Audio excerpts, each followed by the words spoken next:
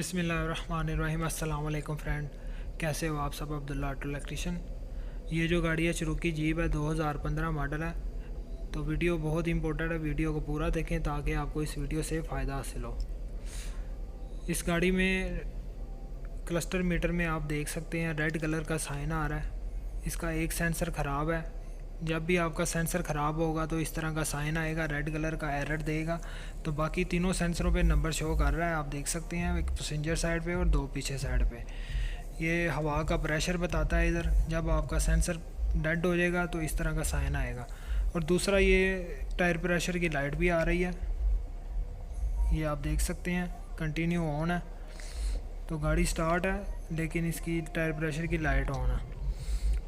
तो आज की इस वीडियो में मैं पूरा तरीकाकार आपको समझाऊंगा, स्टेप बाय स्टेप आपने किस तरह फॉल्ट को ट्रेस करना है और किस तरह इसको क्लियर करना है। इस वीडियो में मैं आपको पूरा तरीकाकार समझाऊंगा। वीडियो को आप पूरा देखें ताकि आपको इस वीडियो की समझ आए।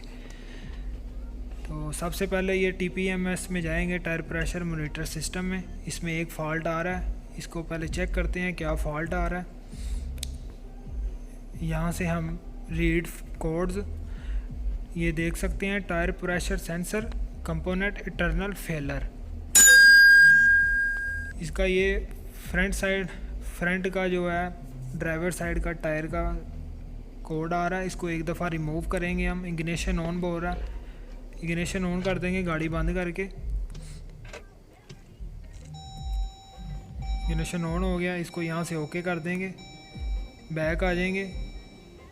फिर एक दफ़ा कोड चेक कर लेते हैं, कोड इसका क्लियर हो गया तो गाड़ी को बंद। अब फिर स्टार्ट करते हैं, चेक करते हैं कि इसका जो एरर आ रहा था वो गया है कि नहीं। सेम पहले की तरह ही है, ये आप देख सकते हैं। और लाइट इसकी ब्लिंक कर रही है, कुछ सेकंड बाद ये कंटिन्यू ऑन हो जाएगी।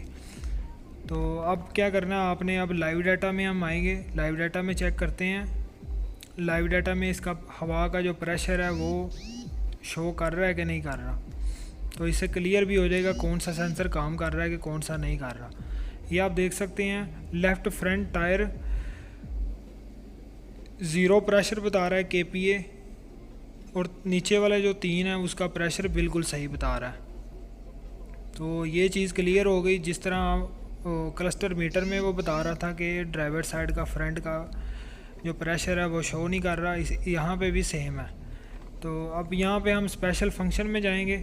यहाँ से हम नया सेंसर जब भी डलवाएंगे तो नया सेंसर डलवाने के बाद इसका प्रोग्राम करना पड़ता है स्पेशल फंक्शन में जाके। अब ये फर्स्ट पे देख सकते हैं program left front tyre sensor IT। जौन से भी सेंसर का आपने प्रोग्राम करना है वहाँ पे आपने क्लिक कर देना है। यहाँ पे हमने क्लिक कर दिया। The function should be run when a new TPM ECU or new tire sensor is installed. It will program the left front sensor ID. Before counting please make sure you have 7 number sensor ID।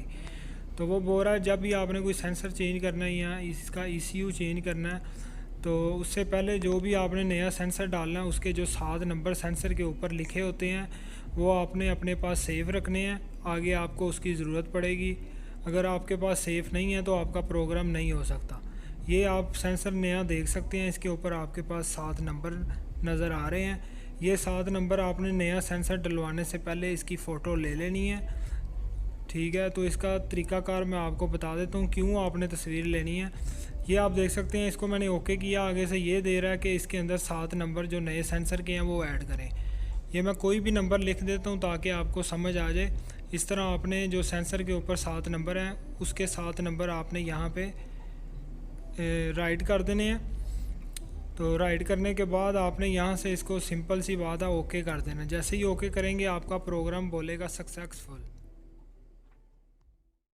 अब ये sensor आप देख सकते हैं, ये मेरे पास एक sensor पड़ा हुआ है। सिर्फ आपको समझाने के लिए मैं वीडियो बना रहा हूँ ताकि आपको समझ आ जाए। तो अगर आपके पास कोई भी स्कैनर है आप अपने स्कैनर से इसका प्रोग्राम कर सकते हैं। तब भी कर सकते हैं जब आपके पास जब भी आपने नया सेंसर डलवाना है उसकी फ़ोटो आपने लाजम लेनी है। अगर नहीं लेंगे तो फिर आपका प्रोग्राम नहीं होगा।